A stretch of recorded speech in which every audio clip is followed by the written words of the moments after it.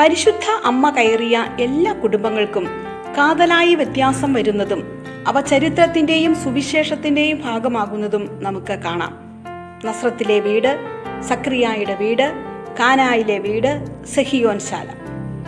എത്ര വലുതും ചെറുതുമായ വീടിന്റെയും പ്രധാന ഭാഗത്ത് നാം പ്രതിഷ്ഠിച്ചു വണങ്ങുന്നത് നസ്രത്തിലെ ദരിദ്രമായ തിരുക്കുടുംബത്തെയാണ്. മക്കളില്ലാത്ത ശാപവും ദൈവത്തിന്റെ ശിക്ഷയും അനുഭവിച്ച സക്രിയായുടെ ഭവനം പരിശുദ്ധ അമ്മയുടെ വരവോടെ അത്ഭുതങ്ങളുടെ ഭവനമായി. അപമാന ഭാരത്താൽ ശിരസു നമിച്ച കാനായിലെ വീട് പരിശുദ്ധ അമ്മയുടെ മധ്യസ്ഥത്താൽ ഈശോയുടെ പരസ്യ ജീവിതത്തിന്റെ ആരംഭസ്ഥാനമായി. ഭയത്തിലും നിരാശയിലും ശൂന്യതയിലും കഴിഞ്ഞ സെഹിയോൻ ശാല പരിശുദ്ധ അമ്മയിലൂടെ പരിശുദ്ധാത്മാവിന്റെ ആവാസ കേന്ദ്രമായി. നമ്മുടെ ഭവനങ്ങളിലും പരിശുദ്ധ അമ്മയെ എന്നും ക്ഷണിക്കാം, അമ്മയോട് ചേർന്ന് നിൽക്കാം. നമ്മുടെ ഭവനങ്ങൾ ഇന്നേതെങ്കിലും തരത്തിലുള്ള ദുഃഖങ്ങൾ അനുഭവിക്കുന്നെങ്കിൽ അവ പരിശുദ്ധ അമ്മയുടെ മധ്യസ്ഥത്താൽ അത്ഭുതങ്ങളായി മാറട്ടെ.